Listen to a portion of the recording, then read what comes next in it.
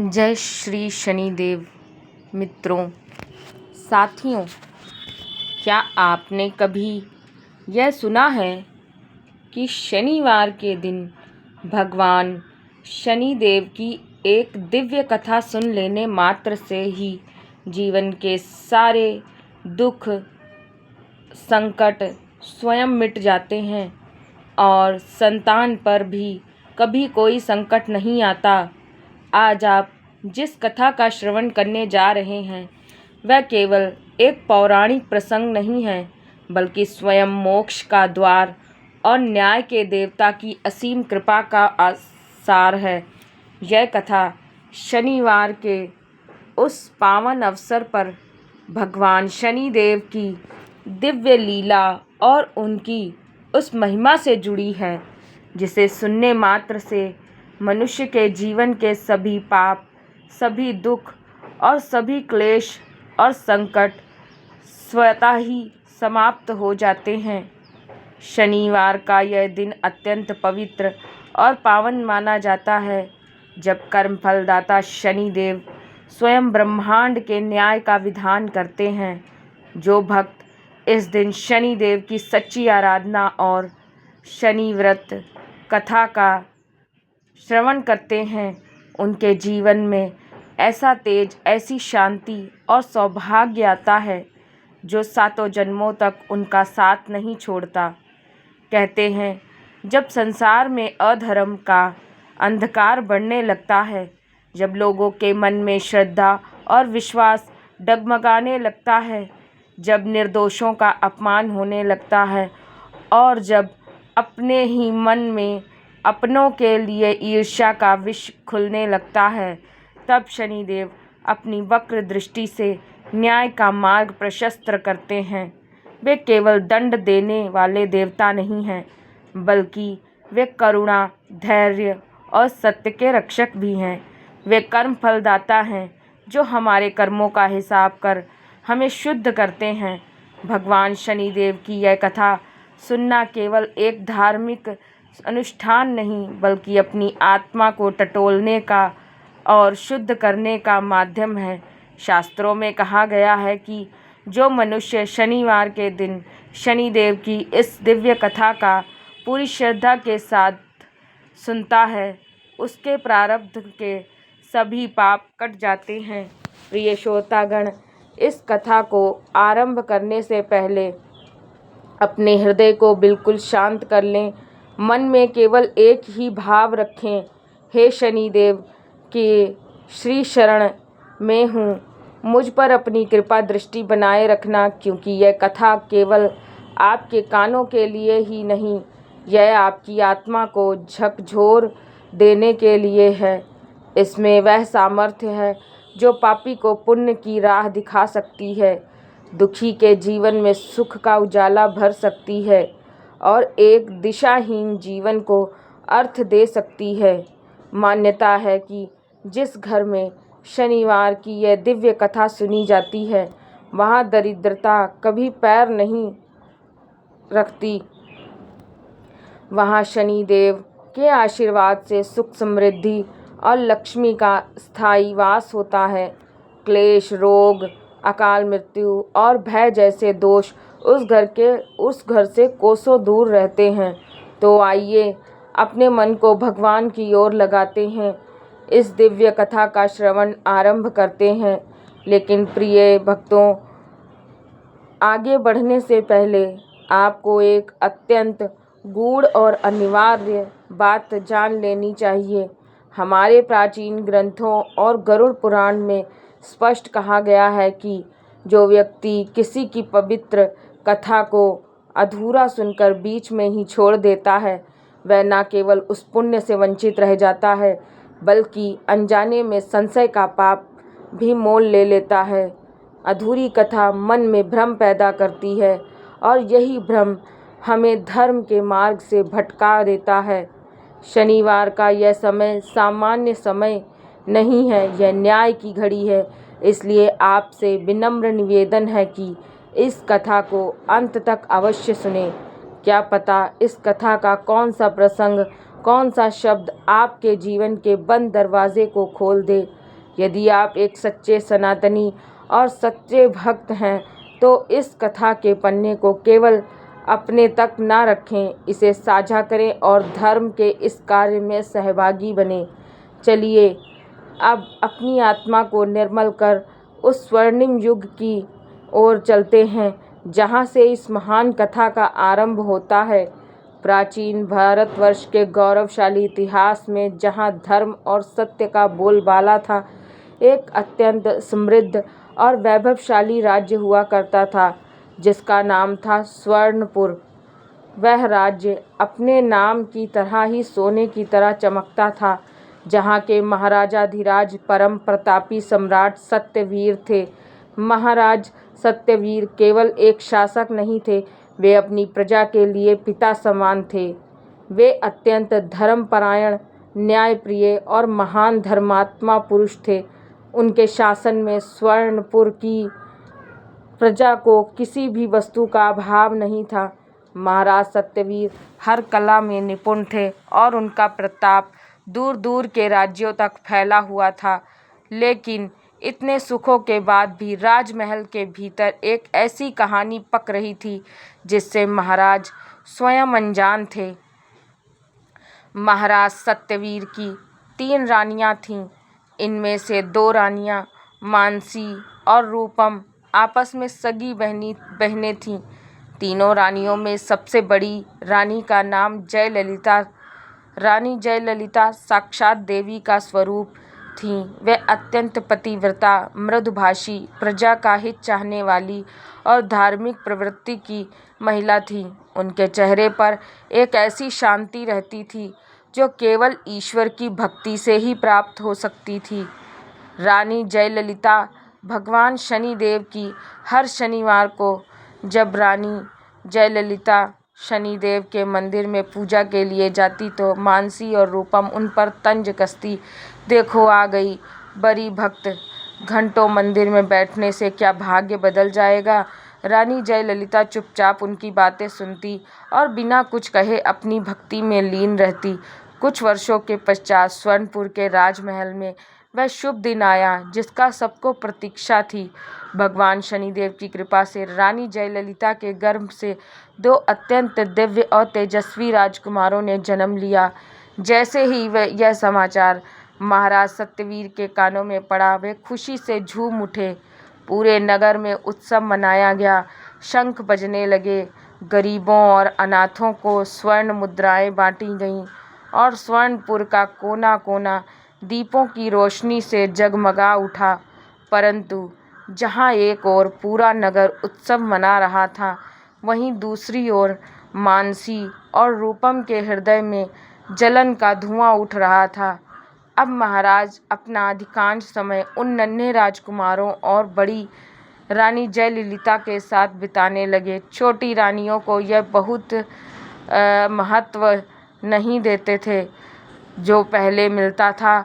उन्हें लगने लगा कि अब उनकी सत्ता और प्रभाव खत्म हो जाएगा। जैसे जैसे दिन बीतते गए, मानसी और रूपम की ईर्ष्या नफरत में बदल गई। एक रात महल के अंधेरे कोने में उन्हें दोनों ने एक भयंकर और निर्दयी षड्यंत्र रचा। मानसी ने अपनी बहन की आंखों में देखते हुए धीरे से कहा, रूपम, अगर यह राजकुमार जीवित रहे तो महाराज कभी हमारी ओर मुड़कर भी नहीं देखेंगे। हमें इन्हें अपने रास्ते से हटाना ही होगा। रूपम की आंखों में भी क्रूरता चमक रही थी। उसने सहमति में सिर हिलाया। उन्होंने अपने कुछ चापलूस और लालची सिपाहियों को धन का लालच देकर अपनी ओर मिला लिया। उन दोनों ने योजना बनाई कि एक विशेष रात्रि को वे महाराज और जयललिता के साथ एक साथ भोजन करेंगे। योजना के अनुसार दोनों बहनों ने बड़े प्यार का ढोंग किया और स्वयं अपने हाथों से भोजन तैयार किया। यह देखकर महाराज सत्यवीर और रानी जयललिता अत्यंत प्रसन्न हुए।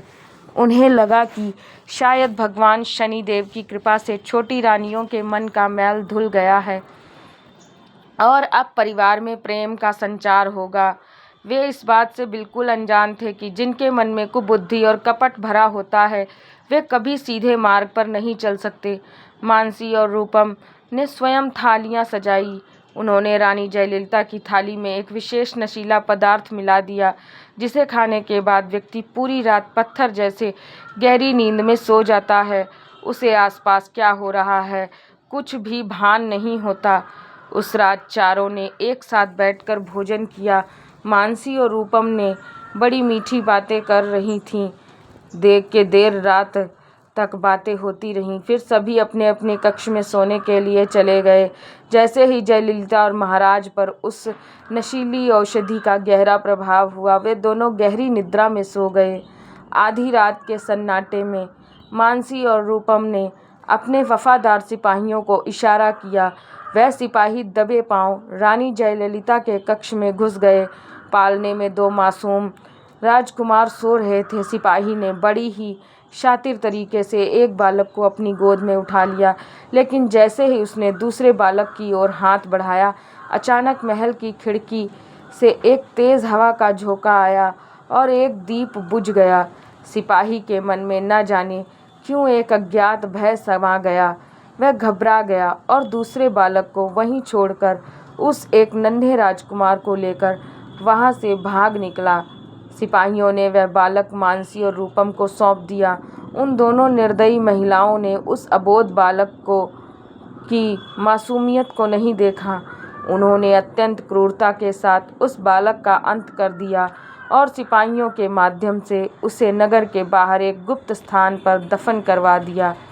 उन्हें लगा कि उनका पाप हमेशा के लिए छुप गया, लेकिन यह भूल हो गई कि ऊपर वह न्याय का देवता बैठा है, जिसकी आँखों से ब्रह्मांड का कोई भी कण, कोई भी सत्य नहीं छिपता। भगवान शनिदेव उनके इस पाशविक व्यवहार को देखकर उनका क्रोध धीरे धीरे सुलग रहा था। अगली सुबह जब रानी जयललिता की नींद खुली तो उनकी दुनिया ही उजड़ चुकी थी। पालने में केवल एक ही बालक था। यह देखकर रानी की चीख निकल गई। पूरा राजमहल दहल उठा। महाराज सत्यवीर जय जब वहां पहुंचे तो वो भी स्तब्ध रह गए। राजकुमार गायब था। पूरे स्वर्णपुर में हड़कंप मच गया। नगर का एक एक कोना खंगाला गया। कुओं, जंगलों, गलियों की तलाशी ली गई, लेकिन उस बालक का कोई पता नहीं चला। हैरानी की बात तो यह थी कि मानसी और रूपम, जिन्होंने स्वयं अपने हाथों से उस मासूम को मारा था, वे भी दिखावे के लिए रो रही थीं, बालक को ढूंढने का नाटक कर रही थीं। महाराज और रानी जयललिता शोक के सागर में डूब। जैसे ही उन दोनों ने अपने पवित्र और पापी हाथों को उस बालक को उठाने के लिए आगे बढ़ाया, तभी कुछ ऐसा हुआ जिसकी उन्होंने कल्पना भी नहीं की थी। अचानक पूरे कक्ष में एक ऐसी प्रचंड और दिव्य नीली रोशनी चमकी, जिससे साक्षात बिजली कौंध कही गई हो। वह रोशनी इतनी तेज और ऊष्म थी। जैसे ही मानसी और रूपम के हाथ उस बालक के पास पहुँचे, उनके हाथ उस दिव्य अग्नि में झुलसने लगे। वे दोनों दर्द से करा उठी। उनके गले से आवाज़ नहीं निकल पा रही थी। उन्हें ऐसा लगा कि जैसे कोई अदृश्य शक्ति उन्हें पीछे की ओर धकेल रही है। डर के मारे उनके पांव कांपने लगे। वे तुरंत वहां से भागकर अपने कक्ष में आ गईं और चुपचाप सो गईं। लेकिन अब बहुत देर हो चुकी थी। भगवान शनिदेव अब उन दोनों पापियों को दंड देने का अंतिम निश्चय कर लिया था। उन्होंने दोनों रानियों पर अपनी वक्र दृष्टि डाल दी, जिससे बड़े बड़े अहंकारी भी धूल में मिल जाते हैं। अब स्वर्णपुर के उस वैभवशाली महल में न्याय का चक्र घूमने वाला था, जिसकी गर्जना से मानसी और रूपम का जीवन नर्क बनने वाला था।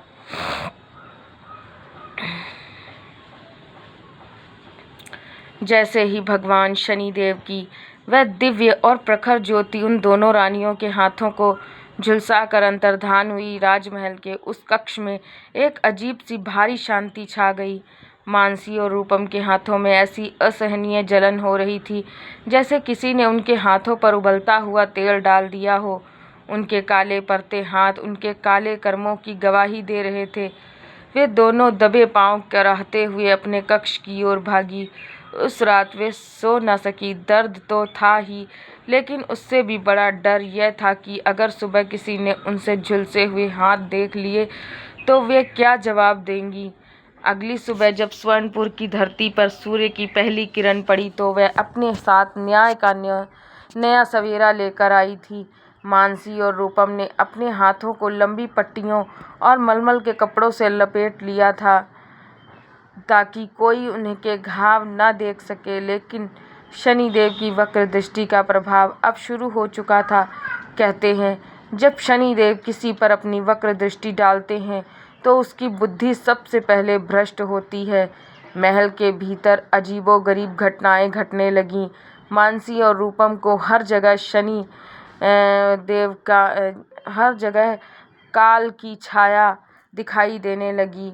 उन्हें रात में उस छोटे राजकुमार की रोने की आवाज़ सुनाई देती जिसे उन्होंने मौत के घाट उतारा था।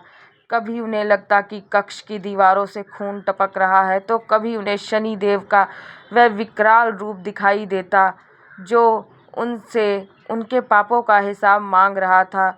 उनकी भूख प्यास मिट गई और उनके चेहरे की वह चमक जिस पर उन्हें बड़ा घमंड था वह धीरे धीरे राख की तरह धुंधली पड़ने लगी।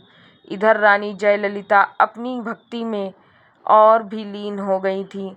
उन्होंने नहीं पता कि उनके साथ क्या होने वाला है, लेकिन उनके मन में एक अटूट विश्वास था कि न्याय के देवता कभी अन्याय नहीं होने देंगे। एक दिन दोपहर के समय महाराज सत्यवीर अपनी सभा में बैठे थे। तभी अचानक नगर के कुछ लोग एक बूढ़े लकड़हारे को लेकर दरबार में हाजिर हुए। उस लकड़हारे के हाथ में एक छोटा सा रेशमी कपड़ा था। महाराज ने पूछा, क्या बात है, तुम इस तरह दरबार में क्यों आए हो? लकड़हारे ने कांपते हुए कहा, महाराज, मैं नगर के बाहर पुराने कुएं के पास लकड़ियां काट रहा था, तभी मुझे ये रेशमी वस्त्र मिला। महाराज, यह वस्त्र साधारण नहीं, इस पर राजमहल की मुहर लगी है और इस पर खून के धब्बे हैं। महाराज सत्यवीर ने जैसे ही वह वस्त्र हाथ में लिया, उनके पैरों तले जमीन खिसक गई। वह वही वस्त्र था जो उस गायब हुए राजकुमार ने पहना था। महाराज की आंखों में आंसू आ गए और क्रोध से उनका चेहरा लाल हो गया। उन्होंने तुरंत आदेश दिया कि पूरे महल की तलाशी ली जाए और पता लगाया जाए कि वह वस्त्र कहाँ वहाँ कैसे पहुँचा। जब महल के सिपाहियों ने तलाशी शुरू की तो मानसी और रूपम के कक्ष से वह सिपाही पकड़ा गया जिसने राजकुमार को उठाया था। डर के मारे वह सिपाही महाराज के पैरों में गिर पड़ा और सारा सच उगल दिया। उसने बताया कि कैसे इन दोनों रानियों ने ईर्ष्या की आग में जलकर उस निर्दोष बालक की हत्या करवाई थी। महाराज सत्यवीर को अपने कानों पर विश्वास नहीं हो रहा था। उन्होंने तुरंत मानसी और रूपम को दरबार में बुलाया। जब वे दोनों दरबार में आईं तो उनके चेहरे पीले पड़ चुके थे। महाराज ने गरजते हुए कहा, अपने हाथ दिखाओ, तुमने ये पट्टियां क्यों बांध रखी हैं? मानसी ने हकलाते हुए कहा, महाराज, वो रसोई में काम करते समय जल गए थे। महाराज ने गुस्से में आकर उनके हाथों से पट्टियां खींच ली। जैसे ही पट्टियां खुली, पूरी सभा में सन्नाटा छा गया। उनके हाथ केवल जले नहीं थे, बल्कि उन पर काली स्याही की तरह निशान पड़ गए थे। और उनमें से तभी भीड़ में से किसी ने चिल्लाया, इनका अपमान केवल बातों से नहीं होगा, इन्हें इनके कर्मों का फल अभी चखाओ। और देखते ही देखते लोगों ने अपने पैरों से जूते चप्पलें उतार कर उन पर फेंकने शुरू कर दिए। मानसी और रूपम को तभी पालकियों में चलती थी, आज सड़कों पर धूल से लथपथ थीं। लोग उन्हें दौरा दौरा कर पीट रहे थे। उनके बाल बिखर चुके थे, शरीर से खून बह रहा था, उनके कानों में केवल गालियां और धिक्कार गूंज रहा था। सिपाहियों ने उन्हें नगर की सीमा के बाहर जंगल में ले जाकर छोड़ दिया। जाते जाते मुख्य सेनापति ने कहा, आज से स्वर्णपुर की सीमा तुम्हारे लिए बंद है। अगर वापस आने की कोशिश की तो तुम्हारी गर्दन काट दी जाएगी। अब जाओ और अपने कर्मों का फल भोगो। घने जंगल के बीच, जहाँ केवल जंगली जानवरों की दहाड़ सुनाई दे रही थी, मानसी और रूपम केवल अकेली रह गईं। शाम ढल रही थी और अंधेरा बढ़ रहा था। उन दोनों बहनों के पास ना भोजन, ना पानी और ना सिर छुपाने के लिए कोई छत। उनके हाथ जो कभी सोने के बर्तन में खाना खाते थे, आज भूख के मारे कांप रहे थे। मानसी ने रोते हुए कहा, बहन रूपम, हमने क्या कर दिया? जयललिता का बुरा करने के चक्कर में हमने अपना सर्वनाश कर लिया। रूपम, जो दर्द से तड़प रही थी, बोली, यह सब उस शनिदेव की वजह से हुआ है। उसने हमें बर्बाद कर दिया। लेकिन वह ये नहीं समझ रही थी कि शनिदेव ने उन्हें बर्बाद नहीं, बल्कि उनके अपने कर्मों से उन्हें इस हाल में पहुंचाया था। शनिदेव तो केवल न्याय कर रहे थे। भूख के मारे उनकी हालत खराब होने लगी। वे जंगल में इधर उधर भटकने लगीं। कहीं कोई फल मिलता तो वह करवा निकलता, कहीं पानी दिखाई देता तो पास पहुंचते ही वह कीचड़ बन जाता। शनिदेव की वक्र दृष्टि का ऐसा प्रभाव था, प्रकृति भी उन्हें सहारा देने से इनकार कर रही थी। वे दाने दाने के लिए दर दर भटकने लगीं। कभी वे घास खाती तो कभी सूखे पत्ते चबाकर अपनी भूख शांत करने की कोशिश करती। कई दिन बीत गए। उनके त्वचा सूख कर हड्डियों से चिपक गई थी। उनके सुंदर चेहरे अब डरावने लगने लगे थे। जंगल में भटकते भटकते वे एक ऐसी जगह पहुंच चुकी थीं। एक ऐसी कुटिया थी, छोटी सी कुटिया थी। उन्हें लगा कि शायद वहाँ कोई दयालु व्यक्ति उन्हें कुछ खाने को दे दे। लेकिन जैसे ही वे उस कुटिया के पास पहुंची, वहाँ रहने वाले एक महात्मा ने उन्हें देखते ही पहचान लिया। महात्मा ने अपनी आंखें बंद की और अपनी दिव्य दृष्टि से उनका सारा इतिहास देख लिया। उन्होंने क्रोध में आकर अपनी लाठी उठाई और कहा, चली जाओ यहाँ से, ओ पापीनो! जिस घर में तुमने राजकुमार की हत्या की और बड़ी बहन को धोखा दिया, उसकी छाया भी इस कुटिया पर नहीं पड़नी चाहिए। शनिदेव का दंड तुम्हें भोगना ही होगा। मानसी और रूपम वहां से रोते हुए भाग निकली। उनके पैर कांटों से छलनी हो चुके थे। उन्हें अब समझ नहीं आ रहा था कि महल की सुख सुविधाएं, वह अंधकार कितना खोखला था। इधर स्वर्णपुर में रानी जयललिता अपने बच्चे हुए एक पुत्र को सीने से लगाकर दिन रात शनिदेव की प्रार्थना कर रही थी। महाराज सत्यवीर भी अब शनिदेव के चरणों में गिर चुके थे। उन्हें अपनी गलती का एहसास हो चुका था कि उन दोनों रानियों की बातों पर विश्वास क्यों किया। प्रिय श्रोतागण, वन की उस भयानक और सन्नाटे भरी रातों में मानसी रूपम के लिए हर पल एक युग के समान बीत रहा था। शनिदेव की वक्र दृष्टि का कोप अब पूरी तरह उनके जीवन पर छा चुका था। वे दोनों बहनें जो कभी रेशमी बिस्तर पर सोती थी, आज कंकड़ पत्थर और सूखी झाड़ियों के बीच अपनी देह को छुपाने की कोशिश कर रही थीं। उनके शरीर पर पहने हुए फटे पुराने वस्त्र अब चित्रों में बदल चुके थे और भूख की आग उनके पेट में इस तरह जल रही थी जैसे कोई दहकता हुआ कोयला रख दिया गया हो। शनिदेव के न्याय का विधान बड़ा ही विचित्र और गहरा होता है। वे केवल शरीर को दंड नहीं देते, बल्कि आत्मा को उस अग्नि में तपाते हैं जहाँ अहंकार और ईर्ष्या जलकर राख हो जाए। मानसी और रूपम के साथ भी यही हो रहा था। रात के उस सघन अंधकार में उन्हें चारों ओर केवल भयानक और डरावनी आकृतियां दिखाई देती। जब वे अपनी आंखें बंद करती अगर गरीब नहीं बनना तो ये 5 आदतें अपनी लाइफ से हटाओ। जब वे नंबर 1, अपनी सबसे आंखें उधार बंद मांगते करती रहो। तो उन्हें गूंजती जैसे कोई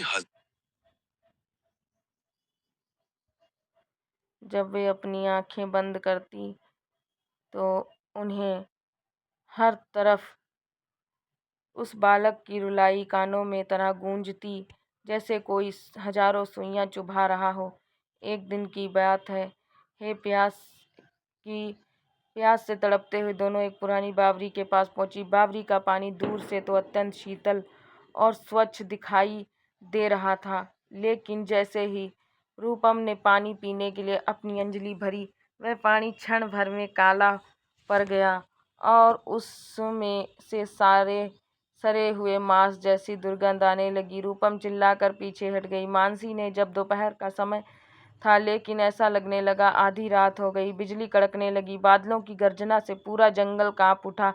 मानसी और रूपम डर के मारे एक पुराने सूखे हुए पीपल के वृक्ष के नीचे दुबक गई। तभी उन्हें सामने से एक अत्यंत विशाल और काला साया अपनी ओर बढ़ता हुआ दिखाई दिया।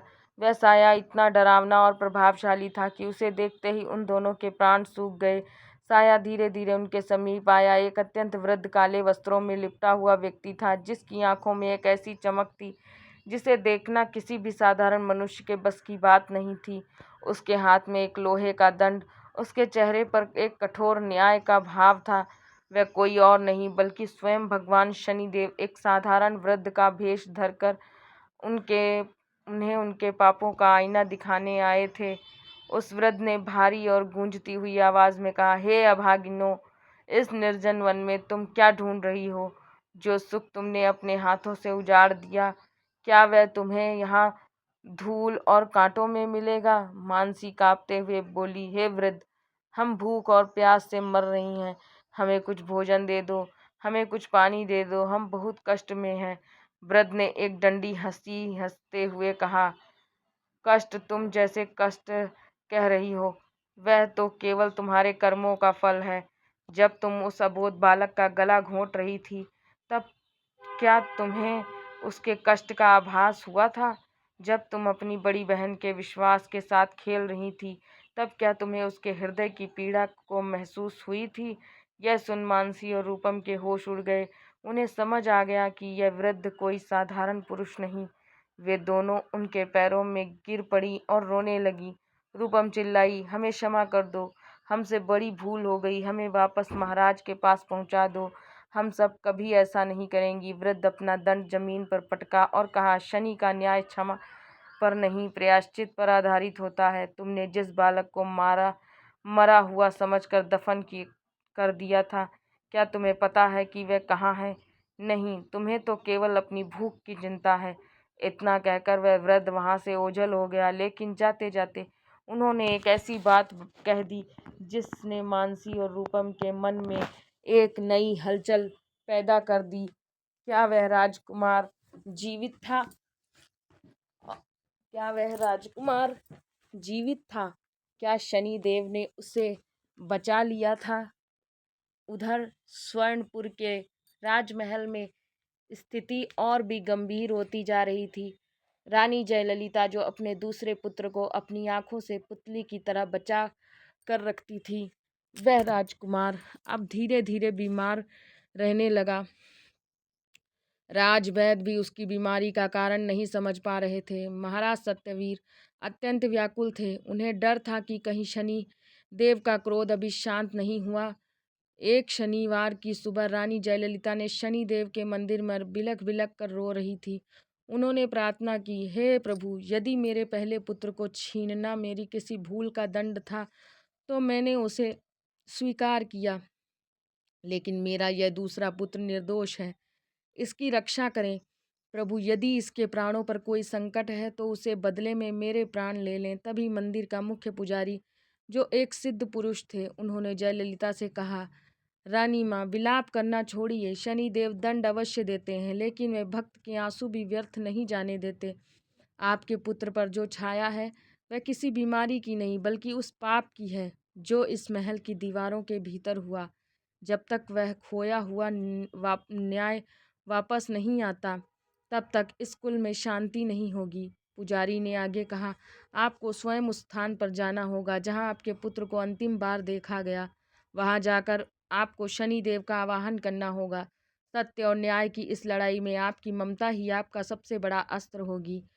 प्रिय भक्तों, न्याय के देवता भगवान शनिदेव की न्याय प्रक्रिया जितनी कठोर, उतनी ही सत्य और अचूक भी है।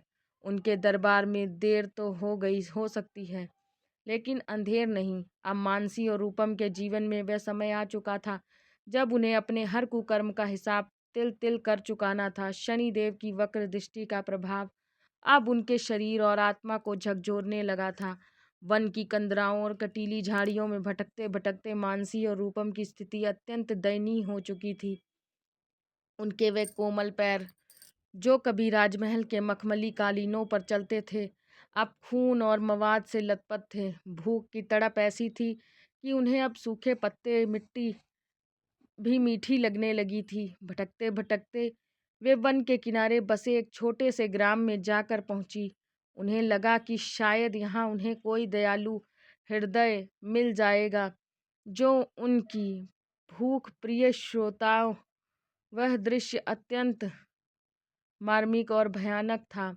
जो रानियां कभी स्वर्ण मुद्राओं का दान करती थीं, आज उन पर जूतों की बौछार हो रही थी। गांव की महिलाओं ने उन्हें घेर लिया और पीटना शुरू कर दिया, लेकिन उनके पीछे जूतों और पत्थरों की बारिश हो रही थी। संभलती संभलती फिर भागती, उनके शरीर पर अनगिनत चोटें आ गईं, खून की धारा बहने लगी। किसी को उन पर तरस नहीं आया। शनिदेव की ही प्रेरणा थी जो लोगों के भीतर उस अन्याय के प्रति क्रोध भर रही थी। अंततः वे दोनों बेहद बेदम होकर फिर से उसी घने जंगल में जाकर गिरी। उनके पास ना तो भागने की शक्ति थी, न रोने के लिए आंखों में आंसू। शनिदेव की वक्र दृष्टि ऐसी थी, जहां वे पहुंचती वहां का अन्न भी राख बन जाता। वे रात भर गीदड़ों और भेड़ियों की आवाज़ों के बीच कांपती रहती। उनके हाथों के वे काले निशान अब सरने लगे और उनमें कीड़े पड़ने लगे। यह दंड उनकी उस कुटिल बुद्धि के लिए था जिसने एक मासूम का जीवन छीना। इधर स्वर्णपुर में रानी जयललिता का ममता भरा हृदय अपने पति महाराज सत्यवीर से विनती कर रही थी। जयललिता ने कहा, महाराज, मेरा मन कहता है कि मेरा वह पुत्र मरा नहीं। शनिदेव ने यदि न्याय किया है तो वह मेरी ममता की लाज भी रखेंगे। मुझे उसी वन में जाना होगा जहां उन रानियों ने मेरे पुत्र को दफनाने का षड्यंत्र रचा था। महाराज सत्यवीर ने, जो अपनी रानियों की कर्मों से लज्जित थे, उन्होंने जयललिता के साथ वन जाने का निश्चय किया। राजसी सुखों का त्याग कर महाराज और रानी जयललिता साधारण वस्त्रों में उसी वन की ओर चल दिए जहां ललिता के मन में केवल एक ही जप था, ओम शम शनिश्चराय नमः, ओम शम शनिश्चराय नमः। वे जैसे जैसे जंगल के भीतर बढ़ती, उन्हें एक अजीब सा अनुभव होने लगा। जंगल जो दूसरों के लिए डरावना, जयललिता के लिए वह शांत और सुरक्षित प्रतीत हो रहा था।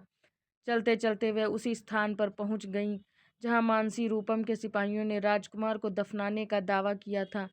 वहां पहुंचकर जयललिता ने देखा कि वह स्थान कांटों से भरा हुआ। उन्होंने अपने कोमल हाथों से उन कांटों को हटाना शुरू किया। उनके हाथों से खून निकलने लगा, लेकिन माँ की ममता कहाँ हार मानती है। महाराज भी उनके साथ उस मिट्टी को खोदने लगे। तभी वहां एक विशाल काला कौआ भगवान शनिदेव का वाहन माना जाता है, एक ऊंची टहनी पर बैठ गया, जोर जोर से कांव कांव करने लगा। जयललिता ने उस दिशा में देखा। उन्हें कहा वहां एक छोटी सी गुफा जैसे द्वार दिखाई दिया। वे जैसे ही उस गुफा के भीतर गईं, उनके आश्चर्य का ठिकाना नहीं रहा। वहां गुफा के भीतर शनिदेव की एक प्राचीन और तेजस्वी प्रतिमा स्थापित थी और उस प्रतिमा के चारों ओर एक छोटा सा बालक, जो अब लगभग कुछ वर्ष का हो चुका था, मयूर पंखों से खेल रहा था। उसके गले में वही राजसी लॉकेट था जो जयललिता ने उसे पहनाया था। वह बालक कोई और नहीं बल्कि जयललिता का वही खोया हुआ ज्येष्ठ पुत्र था। शनिदेव की वक्र दृष्टि पापियों के लिए काल थी, उनकी कृपा दृष्टि भक्तों के लिए जीवनदायिनी बन गई। जिस रात सिपाही उसे मारने आए थे, शनिदेव के दिव्य तेज से उसे बचा लिया, स्वयं उसकी रक्षा की। जयललिता ने दौड़कर अपने पुत्र को कलेजे से लगा लिया। उनकी आंखों से बहते आंसुओं ने पुत्र का अभिषेक कर दिया। महाराज सत्यवीर की आंखों में भी हर्ष के आंसू थे। उन्होंने शनिदेव की प्रतिमा के सामने साष्टांग दंडवत किया, परंतु तभी गुफा के बाहर कुछ कराहने और चीखने की आवाज़ें आईं। महाराज और रानी जैसे ही बाहर निकले, उन्होंने देखा कि मानसी और रूपम अब नरकंकाल जैसी लग रही थीं। रेंगती हुई वहां पहुंची। उन्होंने जयललिता की गोद में उस जीवित राजकुमार को देखा तो उनकी आंखों में पश्चाताप की अग्नि धधक उठी। वे जयललिता के चरणों में गिर गई और बिना कुछ बोले बस रोने लगी। प्रिय भक्तों, वन की उस गहरी और रहस्यमयी गुफा के द्वार पर खड़ी रानी जयललिता की गोद में वे नन्हा राजकुमार ऐसे चमक रहा था जैसे बादलों की ओट से निकला हुआ पूर्णमासी का चांद। महाराज सत्यवीर के जीवन का सारा संताप उस एक क्षण में कपूर की तरह उड़ गया। लेकिन उसी गुफा के बाहर धूल और कीचड़ में सनी, मानसी और रूपम की दशा देख किसी का भी कलेजा कांप उठता। वे दोनों यह सुनकर, मानसी और रूपम थर थर कांपने लगी। रूपम ने रोते हुए कहा, हे शनिदेव, हम अपनी गलती मानती हैं। हमें महाराज के साथ वापस महल जाने दो। हम अब जीवन भर रानी जयललिता की दासी बनकर रहेंगी। तभी वह दिव्य वाणी फिर गूंजी, शनि का दंड केवल शारीरिक पीड़ा नहीं, वह आत्मा की शुद्धि का मार्ग है। तुम दोनों ने ममता का अपमान किया, इसलिए तुम ममता के सुख से वंचित रहोगी। तुम दोनों ने ऐश्वर्य का दुरुपयोग किया, इसलिए तुम दरिद्रता में जलोगी। जब तक तुम्हारे भीतर का अहंकार पूरी तरह भस्म नहीं हो जाता, तब तक शनि की वक्र दृष्टि तुम्हारा पीछा नहीं छोड़ेगी। महाराज सत्यवीर ने हाथ जोड़कर प्रार्थना की, प्रभु, इन दोनों ने जो किया वे अक्षम्य है, लेकिन क्या इनके पश्चाताप का कोई अंत नहीं? क्या इन्हें कभी मुक्ति नहीं मिलेगी? शनिदेव की गूंजती आवाज ने उत्तर दिया, महाराज, कर्म का बीज बोने वाला फल से बच नहीं सकता, लेकिन हाँ, यदि ये दोनों बिना किसी स्वार्थ के इसी वन में रहकर दीन दुखियों की सेवा करें, शनिदेव के नाम का जप करें और अपने उन हाथों से जिसने पाप किया है असहायों के घाव भरें, शायद कई वर्षों बाद इन्हें कष्ट कम हो सकते हैं, परंतु राजमहल के द्वार इनके लिए सदा के लिए बंद हो चुके हैं। इतना कहकर वह प्रकाश धीरे धीरे शांत हो गया। मानसी और रूपम समझ गई थी कि अब उनका जीवन राजमहल के वैभव में नहीं, बल्कि इसी निर्जन वन में एकांत और सेवा में बीतने वाला है। रानी जयललिता ने अपनी आंखों के आंसू पोंछे और अपनी बहनों को अंतिम बार देखा। वे चाहती तो उन्हें क्षमा कर देती, लेकिन वे जानती थी कि शनिदेव का विधान ही परम सत्य है। महाराज सत्यवीर ने अपने ज्येष्ठ पुत्र और रानी जयललिता को साथ लिया और स्वर्णपुर की ओर प्रस्थान किया। वन के किनारे खड़े होकर मानसी और रूपम बस उन्हें ओझल होते हुए देखती रहीं। आज उनके पास ना तो अधिकार था, ना सुंदर रूप और ना ही वह घमंड। उनके पास केवल एक चीज बची थी, पछतावा। जब महाराज अपने खोए हुए राजकुमार के साथ स्वर्णपुर पहुंचे तो नगर में जैसे खुशी का सैलाब आ गया। लोग सड़कों पर नाचने लगे, घर घर घर में घी के दिए जलने लगे।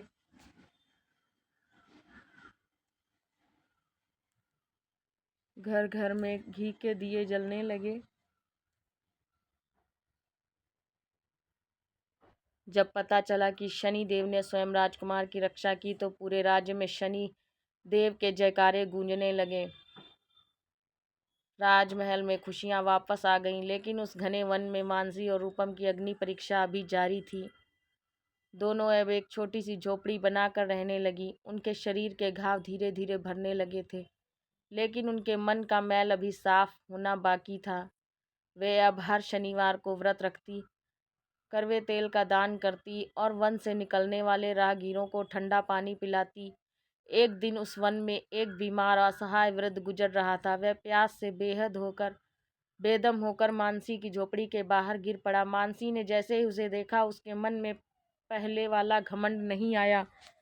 उसने तुरंत दौड़कर उस वृद्ध को अपनी गोद में लिया, उसे पानी पिलाया और उसकी सेवा करने के लगी। रूपम ने भी अपनी फटी हुई साड़ी का पल्लू फाड़ उस वृद्ध के घावों पर पट्टी बांधी। वे दोनों उस वृद्ध की सेवा में इस तरह डूब गईं, उन्हें अपनी भूख प्यास का भी ध्यान नहीं रहा। कई दिनों तक वे उस अनजान वृद्ध की सेवा करती रहीं। धीरे धीरे वे वृद्ध स्वस्थ होने लगा। एक रात जब वे दोनों उस वृद्ध के पैर दबा रही थीं, तो अचानक उस वृद्ध का रूप बदलने लगा। वह वृद्ध देखते ही देखते उसी काले वस्त्रों वाले तेजस्वी पुरुष में बदल गया जिसे उन्होंने पहले देखा था। वह साक्षात शनिदेव थे। उनके चेहरे पर अब क्रोध नहीं, बल्कि एक संतोष था। उन्होंने कहा, पुत्रियों, आज तुमने शनि के न्याय को सिद्ध कर दिया। जब मनुष्य अपने कष्टों को भूलकर दूसरों के कष्टों को दूर करने लगता है, तब उसकी वक्र दृष्टि स्वतः ही शुभ दृष्टि में बदल जाती है। तुम्हारे पापों का प्रायश्चित पूरा हुआ। मानसी और रूपम की आंखों से आंसू बहने लगे। उन्होंने शनिदेव के चरणों में सिर रख दिया। शनिदेव ने उन्हें आशीर्वाद दिया और कहा, तुम्हें राजमहल का सुख तो नहीं मिलेगा, लेकिन अब तुम्हें वह मानसिक शांति मिलेगी जो बड़े बड़े राजाओं को भी नसीब नहीं होती। तुम दोनों इसी वन में रहकर लोगों का कल्याण करो। तुम्हारा नाम स्वर्णपुर के इतिहास में पश्चाताप की मिसाल के रूप में लिया जाएगा। प्रिय भक्तों, स्वर्णपुर के राजमहल में अब खुशियों की गूंज थी, लेकिन नियति के गर्भ में अभी एक ऐसी घटना पल रही थी जो पूरे साम्राज्य की नींव हिला देने वाली थी। शनिदेव का न्याय अधूरा अपने कर्मों को शुद्ध रखो। परंतु वह राजकुमार अपनी माता की बातों को अनसुना कर देता। एक दिन शनिवार की सुबह स्वर्णपुर के आकाश में अचानक ऐसे बादल छाए जो काले नहीं, गहरे नीले रंग के थे। उन बादलों में बिजली की करक ऐसी थी जैसे कोई विशाल नगारा बज रहा हो। नगर के ज्योतिषी और विद्वान भयभीत हुए। महाराज सत्यवीर ने जब राजपुरोहित से पूछा तो उन्होंने कांपते हुए स्वर में कहा, महाराज, यह कोई साधारण मौसम नहीं, यह शनि की 7.5 का वह चरण है जब पूरे राज्य की परीक्षा होने वाली है। यदि इस राज्य के भविष्य यानी छोटे राजकुमार के कर्म शुद्ध नहीं हुए तो स्वर्णपुर पर साक्षात प्रलय आ सकती है। तभी महल के बाहर से एक चीख सुनाई देती है। पता चला राजकुमार ने क्रोध में आकर शनिदेव के मंदिर जा रहे थे, एक अत्यंत निर्धन और अंधे वृद्ध का अपमान कर दिया और उसके हाथ से वह तेल का पात्र छीन कर फेंक दिया था जो वह भगवान को अर्पित करने जा रहा था। यह कोई सामान्य घटना नहीं थी, यह वह अंतिम सीमा थी जहाँ शनिदेव का धैर्य समाप्त हो जाता है। वहीं उसी क्षण स्वर्णपुर की धरती कांपने लगी। कुओं का पानी सूख कर खारा हो गया। अनाज के भंडारों में अचानक कीड़े पड़ गए। प्रजा में हाहाकार मच गया। जो स्वर्णपुर कभी सोने की तरह चमकता था वह अब शमशान जैसा शांत और डरावना लगने लगा। सत्यवीर और रानी जयललिता समझ गए कि न्याय के देवता एक बार फिर रुष्ट हो चुके हैं। रानी जयललिता नंगे पैर, आंखों में आंसू लिए शनिदेव के मंदिर की ओर दौड़ी। उन्होंने देखा कि वहीं अंधा वृद्ध मंदिर की सीढ़ियों पर पड़ा हुआ है। जयललिता ने उसे तुरंत वृद्ध के चरणों में अपना सिर रख दिया और क्षमा मांगने लगी। तभी उस वृद्ध ने अपनी आंखें खोल ली।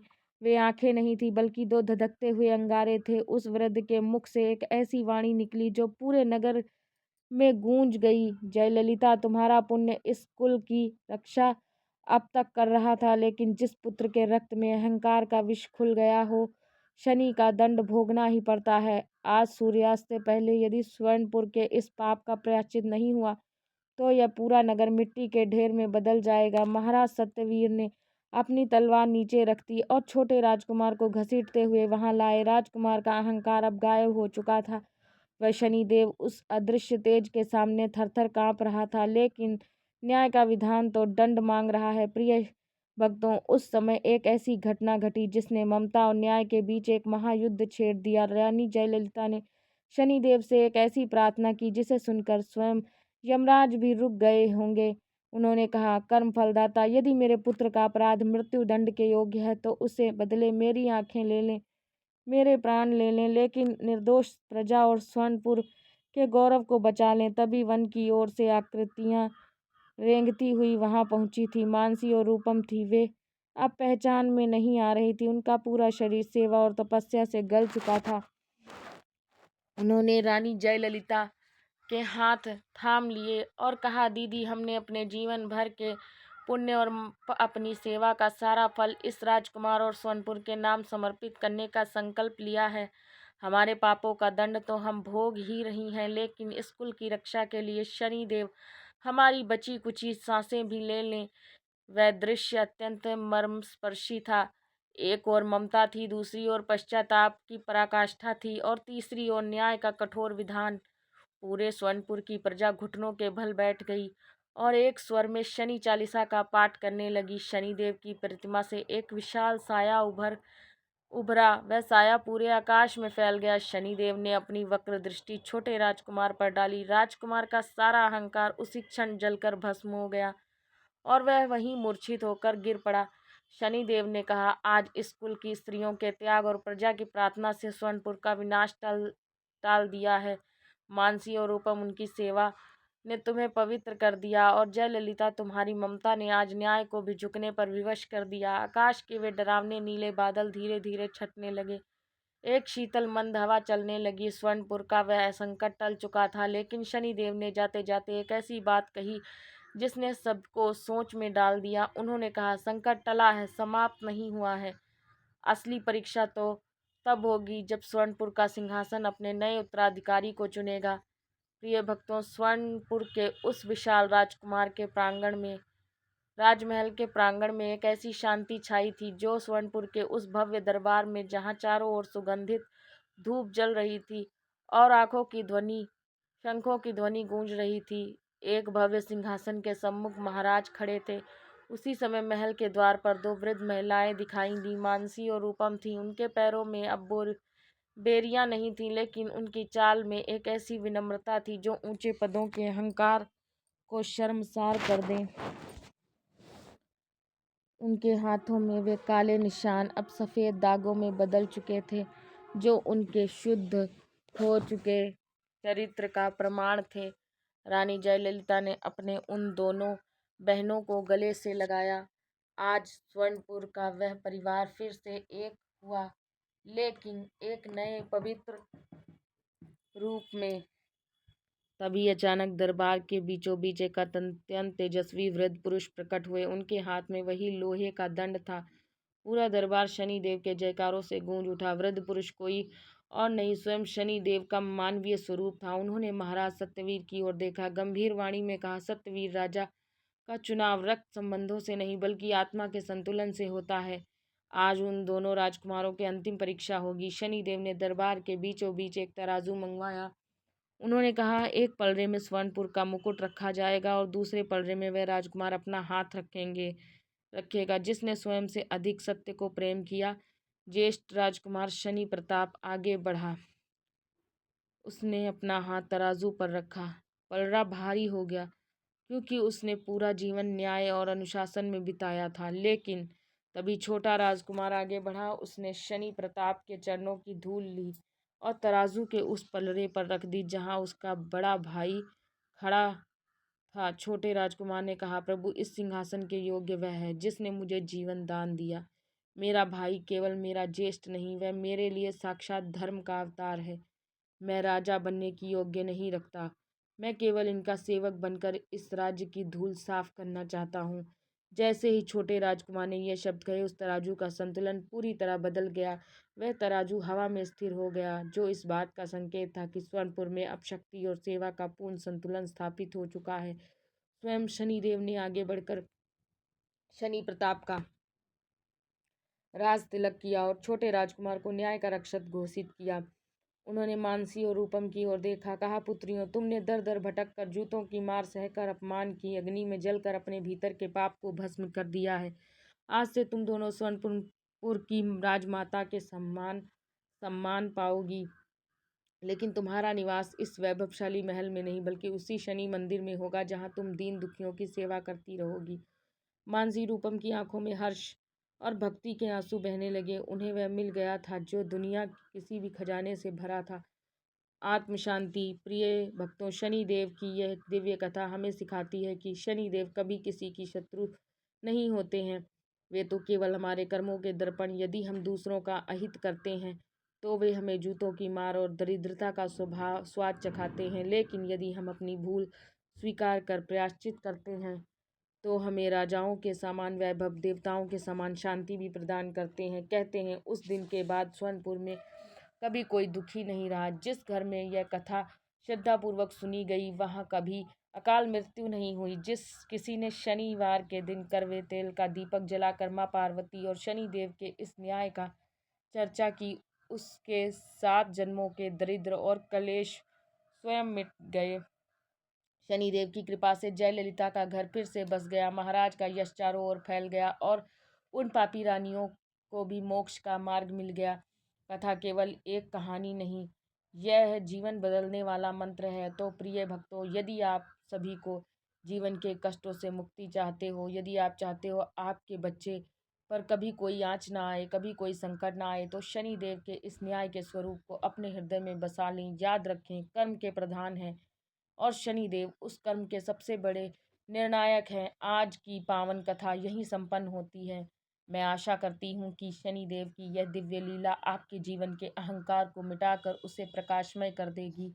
अपनी आत्मा को निर्मल करें और एक बार पूरे भक्ति भाव से बोले, ओम शम शनिश्चराय नमः। प्रिय श्रोता, यदि आपको भगवान शनिदेव की यह हृदय स्पर्शी कथा पसंद आई हो तो इसे अपने तक सीमित ना रखें, इसे अपने मित्रों और परिवार के साथ साझा करें, क्योंकि धर्म का प्रचार करना स्वयं पुण्य का कार्य है। हमारे चैनल श्री महिमा को सब्सक्राइब करना ना भूलें। वीडियो अच्छी लगे तो लाइक करें और शेयर करें।